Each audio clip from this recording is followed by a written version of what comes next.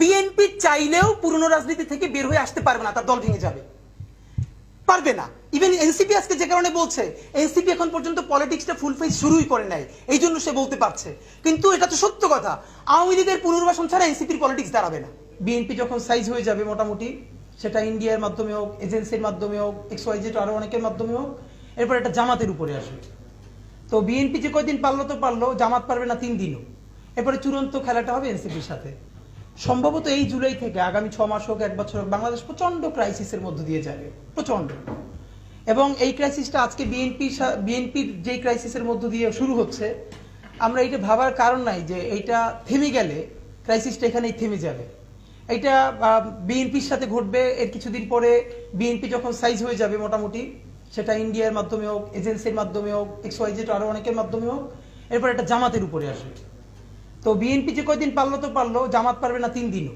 এরপরে চূড়ান্ত খেলাটা হবে এনসিপির সাথে, এবং এনসিপি পারবেই না। তো ফ্যাক্ট হলো আমাদের দুটো লড়াই একসাথে করতে হবে।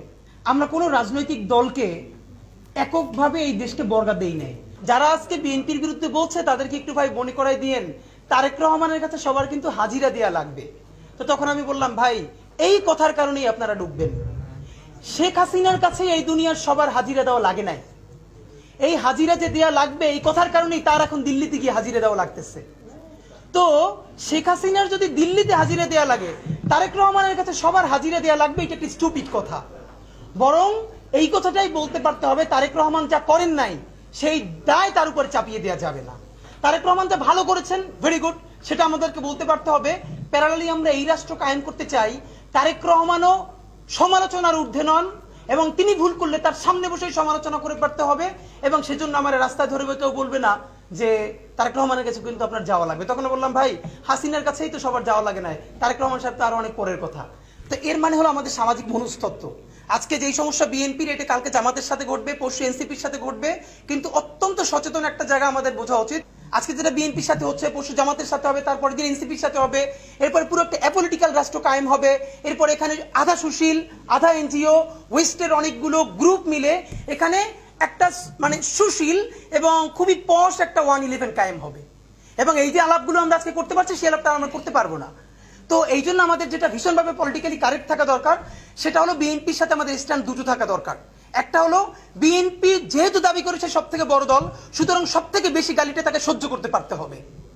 এই সহ্য করার হিম্মত ক্ষমতা যদি সে হারাই ফেলে, আওয়ামী লীগের পরিণতি বরণ করবে। কিন্তু এর মানে এই না যে আমরা আজকে খুবই বাজে একটা কাজ হয়েছে, আমি জানি না এটা কারা করেছে, না বুঝে করেছে, এটা আমাদের জুনিয়রদেরকে বুঝাতে হবে। দেখলাম যে মিডফোর্ডের দিকে মনে হয় আমাদের আইডিয়াল কলেজের কিছু ছোট ভাইয়েরা গিয়ে সেখানে শহীদ জিয়ার ছবি অবমাননা করেছে।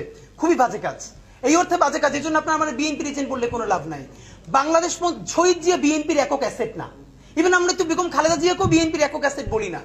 শহীদ জিয়া বাংলাদেশপন্থী রাজনীতির যে আইকনের জায়গা, সেটাকে যদি আপনি ধ্বংস হতে দেন, তাহলে বাংলাদেশপন্থী রাজনীতিটা দাঁড়াবে কিসের উপর?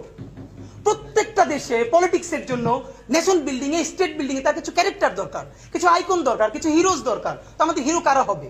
শহীদ জিয়ার মতো সৎ একটা ক্যারেক্টার গত 100-200 বছরে কি বাংলাদেশে এসছে? তো এটাকে আমরা জাতীয় সম্পদে রাখবো না? হ্যাঁ, বিএনপির আমরা বলবো যে এই নাম সেল করে চাঁদাবাদি চলবে না, পাথর মেরে হত্যা চলবে না।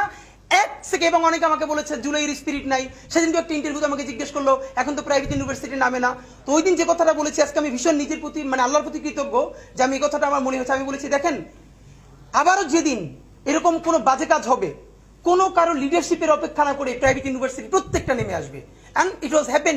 দেখেন আপনি, এই যে যখনই বাজে ভিডিওটা আমাদের সামনে আসলো, নামও নিচ্ছি না, ব্র্যাক, নরসাদ থেকে শুরু করে প্রত্যেকটা বিশ্ববিদ্যালয় নিজেরা নেমেছে, তুমুল মিছিল করেছে। তা আমাদের এখন যেটা সব থেকে জরুরি কাজ, এইরকম পলিটিক্যাল ক্রাইসিস প্রতিদিন লেগে থাকবে। আজকে বিএনপি, কালকে জামাত, এনসিপি, এই সেই চলতে থাকবে, কিন্তু আমাদের ফোকাস হারানো চলবে না। দা ফোকাস ইজ জুলাইয়ের ঘোষণাপত্র এবং সেকেন্ড ফেজ জুলাইয়ের সনদ। আপনাদেরকে একটা কথা মনে রাখতে হবে, আমাদের এখন অনেকগুলো শত্রুর সাথে ফাইট করতে হবে। আপনাকে একটা কথা খেয়াল করেছেন, বিএনপি প্রথমে জুলাই ঘোষণাপত্রের ব্যাপারে খুবই উদাসীন। পুরো দেশ যখন ঘোষণাপত্রের পক্ষে দাঁড়াচ্ছে, জুলাই একটু একটু একটু একটু বিএনপি করে সেখান থেকে সরে এসে সে জুলাইয়ের পক্ষে দাঁড়াচ্ছে। যেই বিএনপি প্রথম বলেছে এটা কোনো লিটারেচার, এটাকে সংবিধানে নেওয়ার কোনো মানে নাই, খুবই বাজেভাবে বলেছে, সেই বিএনপি এখন বলছে এটা সংবিধানের তফসিলে যুক্ত করা যায়। এর মানে আমাদের যখন ইমপ্রুভমেন্ট ঘটছে বিএনপির সাথে, যেই বিএনপি এখন তফসিলে রাজি হচ্ছে, সেই বিএনপিকে আমরা এটাকে সংবিধানের প্রস্তাবনায় রাজি করাতে পারবো। এবং যখনই বিএনপি এই জুলাইয়ের পক্ষে রাজনীতিটা একটু একটু অ্যাক্টিভ হচ্ছে, জনতার পক্ষে দাঁড়াচ্ছে, খুবই কমন ব্যাপার, ইন্ডিয়ান হেজিমনি তার বিরুদ্ধে দাঁড়াচ্ছে, এখানে ইন্ডিয়ান এস্টাবলিশমেন্ট তো সব আছে তার সাথে। সুতরাং এই পলিটিক্যাল ক্যাওয়াস তৈরি করতে গিয়ে এর মানে আমরা বিএনপিকে কোনো ব্ল্যাঙ্ক চেক দিব না, জামাতকেও না, এনসিপিকেও না, প্রত্যেককে আমরা ধরবো। কিন্তু ফ্যাক্ট ইজ আমরা যেমনে পারি, যেভাবে পারি, এই জুলাইয়ের মধ্যে জুলাইয়ের ঘোষণাপত্র আমাদেরকে আদায় করে নিতেই হবে।